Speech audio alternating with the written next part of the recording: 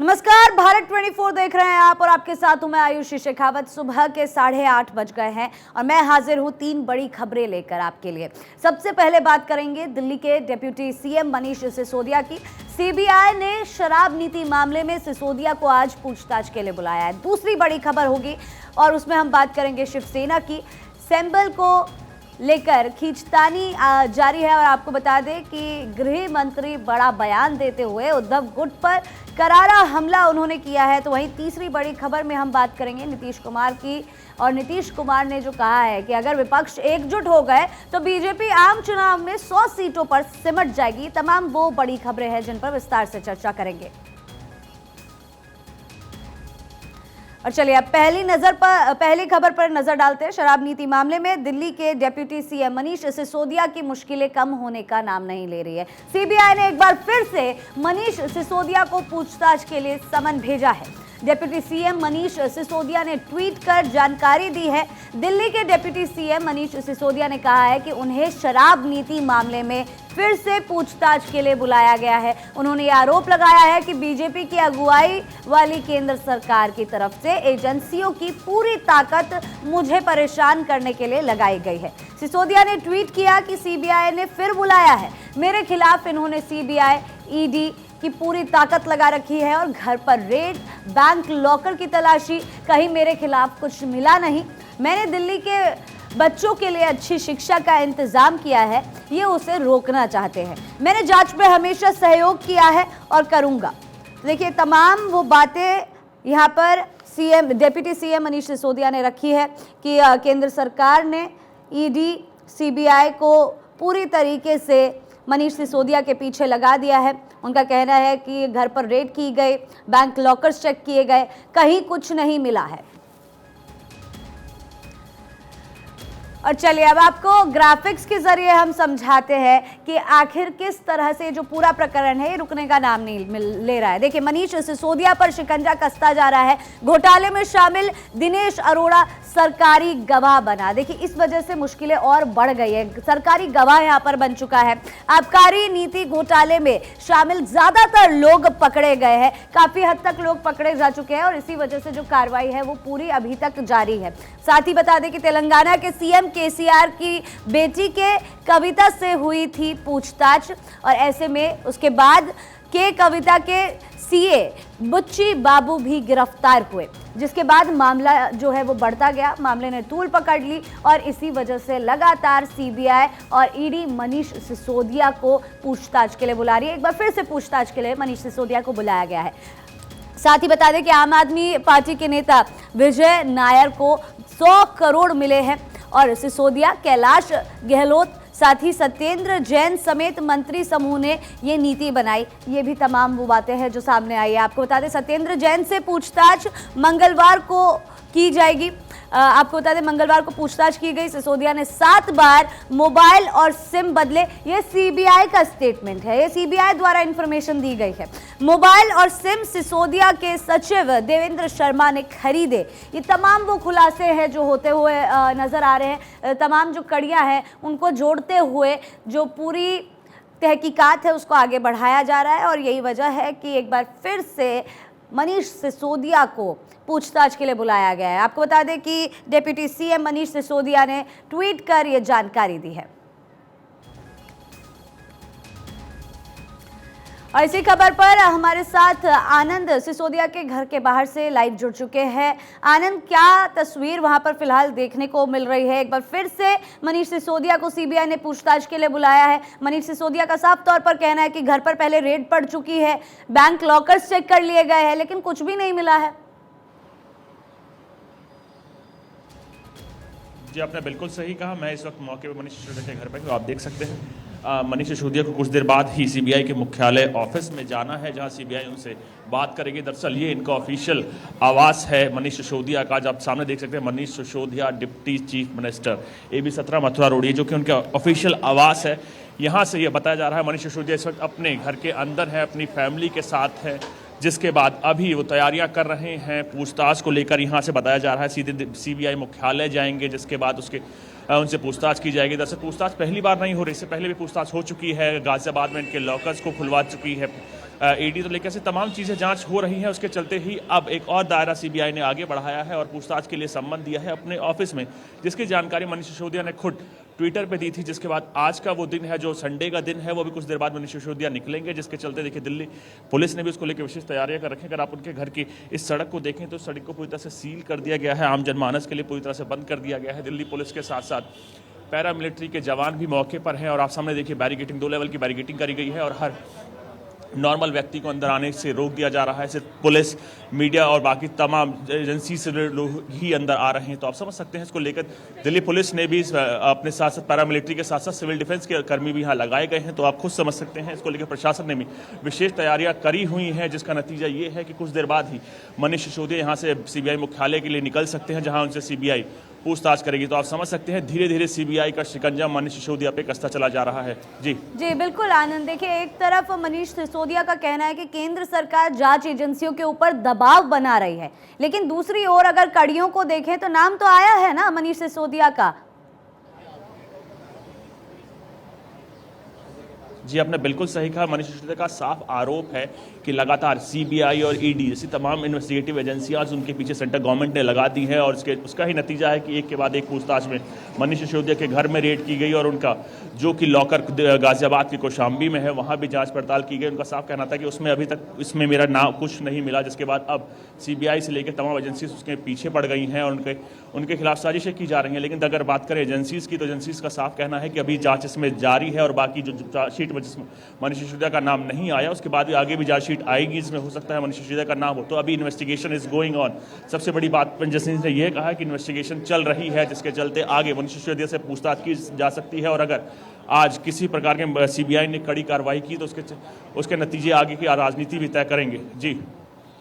जी बिल्कुल आनंद, हमारे साथ जुड़ने के लिए और तमाम जानकारी साझा करने के लिए बहुत बहुत शुक्रिया। और चलिए अब आगे बढ़ते हैं। उद्धव ठाकरे को चुनाव आयोग से बड़ा झटका मिला है। भारतीय चुनाव आयोग आदेश दिया है चुनाव आयोग ने कि शिवसेना का नाम और पार्टी का प्रतीक धनुष और तीर एकनाथ शिंदे गुट के पास ही रहेगा। और इस फैसले के बाद गृह मंत्री अमित शाह ने कहा कि चुनाव आयोग ने सच और झूठ के बीच का अंतर स्थापित कर दिया है। सत्य की जीत हुई, यानी कि सत्यमेव जयते।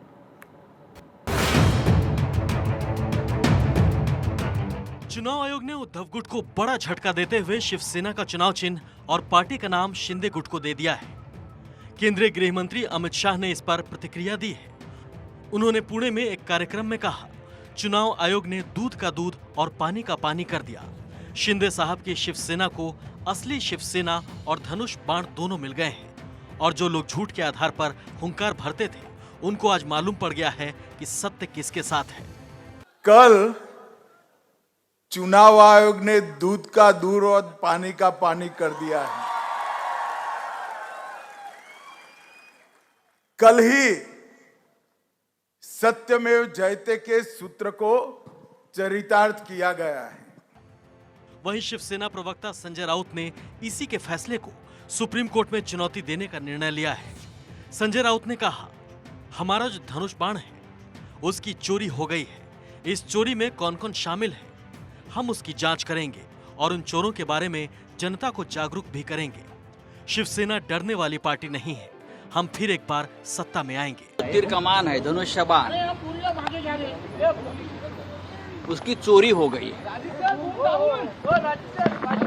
हमारा तीर कमान की किसी ने चोरी की है। साइलेंस। और इस चोरी में कौन कौन शामिल है, बड़े लोग दिल्ली के, यहाँ के, उस बारे में हम जांच भी करेंगे और उस चोरों के बारे में जनता को भी हम जागरूक करेंगे। शिवसेना पर अधिकार की लड़ाई में शिंदे गुट की जीत पर अभिनेत्री कंगना रनौत ने भी करारा जवाब दिया है। कंगना के एक पुराने ट्वीट को रिट्वीट करते हुए लिखा, कंगना की भविष्यवाणी सच हुई, उन्हें ऐसे ही कोई नहीं कहा जाता। वहीं कंगना ने ट्वीट कर संजय राउत पर भी तंज कसा और लिखा, कुकर्म करने से तो देवताओं के राजा इंद्र भी स्वर्ग से गिर जाया करते हैं, वह तो सिर्फ एक नेता है। जब उनसे अन्यायपूर्व मेरा घर तोड़ा था, मैं समझ गई थी यह शीघ्र ही गिरेगा। देवता अच्छे कर्मों से उठ सकते हैं, लेकिन स्त्री का अपमान करने वाले नीच मनुष्य नहीं, यह अब कभी नहीं उठ सकता। चुनाव आयोग के फैसले से शिंदे गुट को बहुत बड़ी राहत मिली है। वहीं इस फैसले के बाद चुनाव आयोग उद्धव गुट के निशाने पर है। उन्होंने आयोग के फैसले को सुप्रीम कोर्ट में चुनौती देने का निर्णय लिया है। Bureau report, Bharat 24।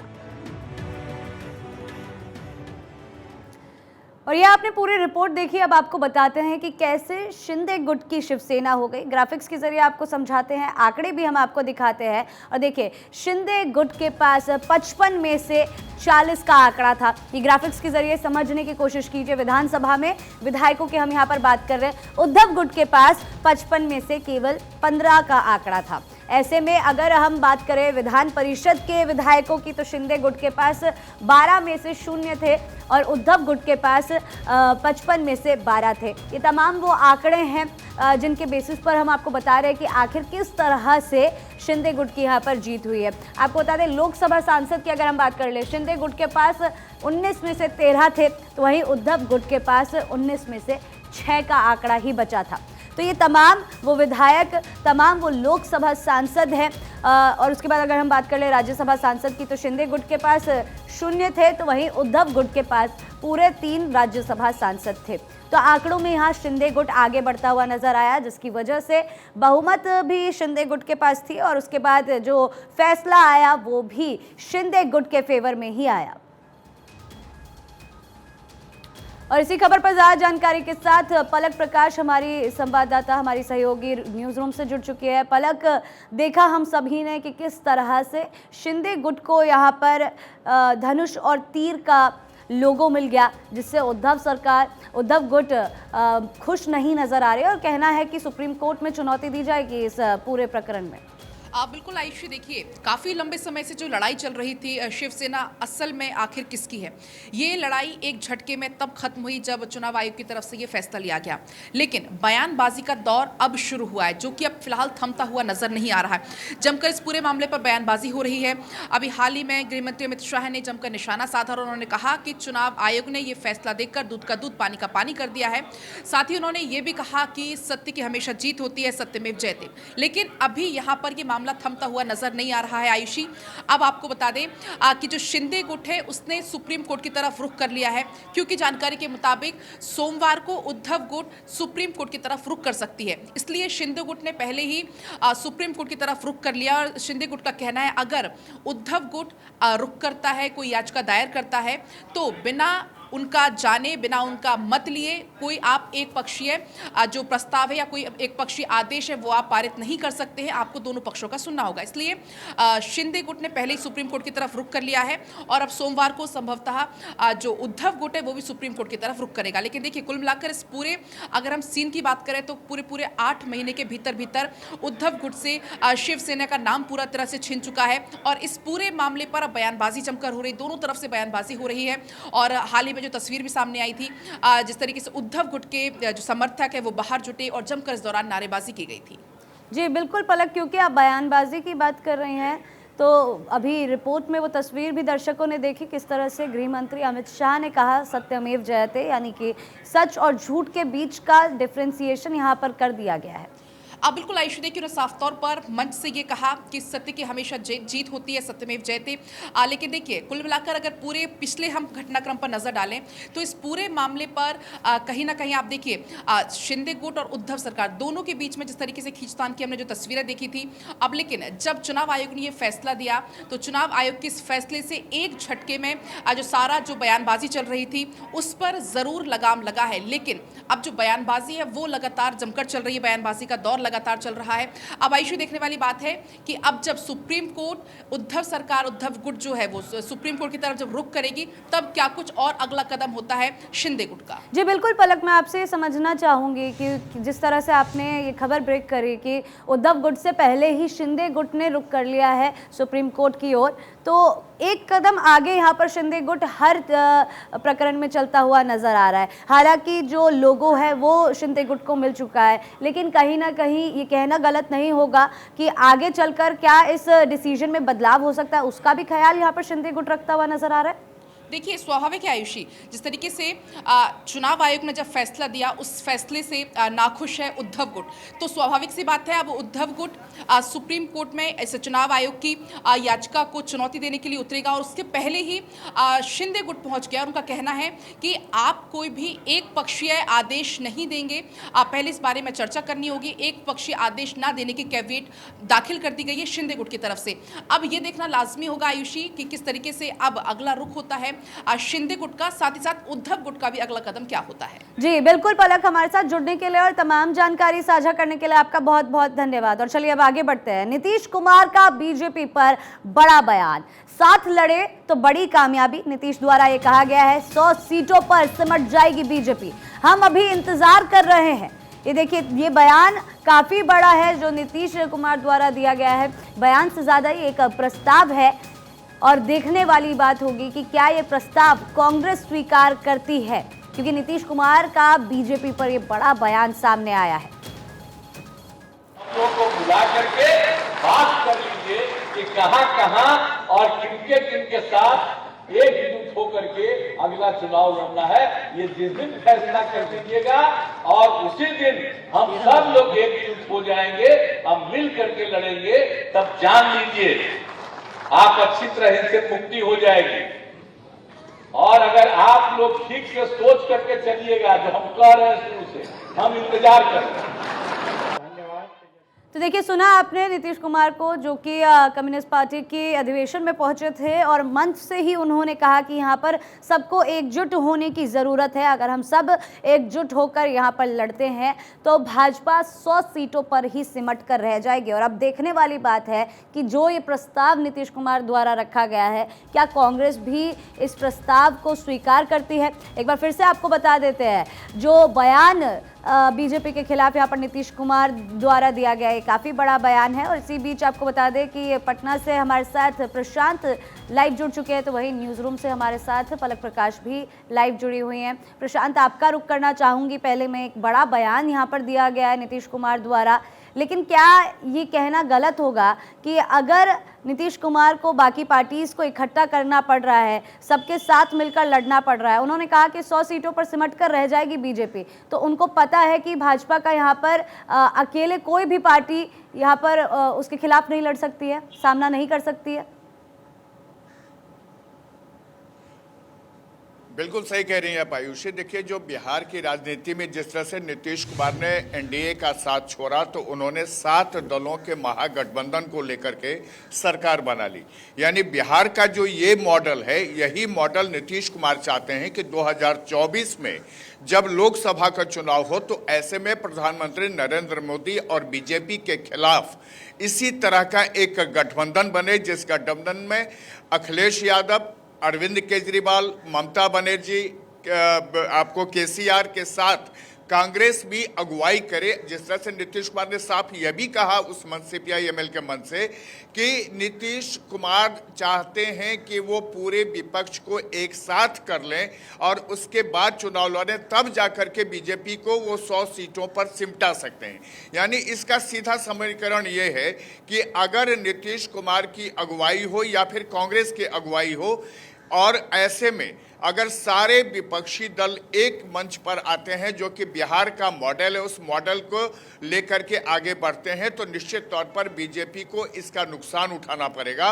और बीजेपी को 100 सीट भले ही नीतीश कुमार कह रहे हैं, लेकिन जो आंकड़े हैं उसमें बीजेपी के लिए बड़ा नुकसान हो सकता है। लेकिन सवाल यहाँ ये है कि आखिर 2024 के लिए पूरे देश में नीतीश कुमार को पीएम पद का उम्मीदवार बनाया जाएगा कि राहुल गांधी को। इससे पहले भी नीतीश कुमार इस विपक्षी एकता की कोशिश कर चुके हैं और वो लगातार 2 बार दिल्ली गए, तमाम विपक्षी नेताओं से मिले, यहाँ तक कि केसीआर से मिले। केसीआर पटना भी आए, उनकी मुलाकात अरविंद केजरीवाल से लेकर के तमाम विपक्षी नेताओं से हुई, लेकिन किसी ने भी नीतीश के इस सपने को पूरा करने के लिए आगे बढ़ने और अपनी सहमति नहीं दी थी। लेकिन कल जिस तरह से सीपीआई-एमएल के मंच से, उस मंच पर कांग्रेस के नेता सलमान खुर्शीद भी थे और तमाम नेता थे, और वहां ये कहना कि विपक्ष को एकजुट करना है और जो एक गाड़ी चलेगी उस गाड़ी का ड्राइविंग सीट जो है विपक्ष के हाथ में हो, तो ऐसे में निश्चित तौर पर ये एक बड़ा नीतीश की तरफ से पासा फेंका गया है विपक्षी एकता को लेकर के। बिल्कुल प्रशांत, बने रहिए आप हमारे साथ। पलक भी जुड़ी हुई हैं। पलक, काफी लंबे समय तक आपने बिहार कवर किया है, आप बारीकी से समझती हैं चीजों को। वहां पर जिस तरह से प्रशांत भी कह रहे थे, पीएम पद का उम्मीदवार बनने की तो कोशिश देखिए यहाँ पर नीतीश कुमार कर रहे हैं, उनका सपना है पीएम पद पर बैठने का, इस बात से हर कोई वाकिफ है। लेकिन जिस तरह से वो विपक्ष को एकजुट कर रहे हैं, अगर बिहार की हम बात करें तो क्या लगता है कितने कामयाब हो पाएंगे वो? हालांकि देखिए आयुषी, जिस तरीके से लोकसभा चुनाव 2024 अभी दूर है, लेकिन सियासी पारा अभी से बहुत ज़्यादा हाई है, खासकर बात करें बिहार की। क्योंकि इस तरीके से जब नीतीश कुमार ने उस मंच से जब बयान दिया, जब वो कांग्रेस के साथ मंच साझा कर रहे थे, हालांकि देखिए अभी भी नेतृत्व पर संशय लगातार बरकरार है कि आखिर विपक्ष में नेतृत्व कौन करेगा। तभी तो आपने सुना होगा आयुषी, जिस तरीके से जब उन्होंने बयान दिया, नीतीश कुमार ने मंच साझा कर रहे थे सलमान खुर्शीद के साथ, सलमान खुर्शीद ने कहा, क्योंकि संशय अभी भी बरकरार, उन्होंने पहले आप वाली बात कर दी। लेकिन देखिए आयुषी, यहाँ पर सवाल कई लगातार बरकरार है। जिस तरीके से नीतीश कुमार का बयान हम लगातार बता रहे हैं, उन्होंने पूरे विपक्ष को एक धागे में पिरोने की कोशिश की है, लेकिन नीतीश कुमार को लगता है खुद अभी संशय है इस बात का कि नेतृत्व कौन करेगा। और बात रही प्रधानमंत्री के चेहरे वाली बात, तो उन्होंने इस बात की भी एक तरीके से सफाई दी है कि मैं तो बस विपक्ष को एकजुट करना चाहता हूँ, एक राष्ट्र को एकजुट करना चाहता हूँ, मेरी प्रधानमंत्री जैसी बनने की कोई इच्छा नहीं, मेरा नाम बार बार आता जरूर है लेकिन मेरी ऐसी कोई इच्छा नहीं है। उन्होंने एक सफाई के तौर पर इसको पेश किया है। अब आयुषी, ये देखने वाली बात होगी कि कांग्रेस इस प्रस्ताव को कैसे लेती है, और दूसरी बात यह है कि नेतृत्व वाली बात, उसमें कौन विपक्ष की तरफ से चेहरा होता है। जी बिल्कुल, देखने वाली बात होगी। पलक, हमारे साथ जुड़ने के लिए आपका बहुत बहुत शुक्रिया। प्रशांत, आपका भी हमारे साथ जुड़ने के लिए बहुत बहुत शुक्रिया।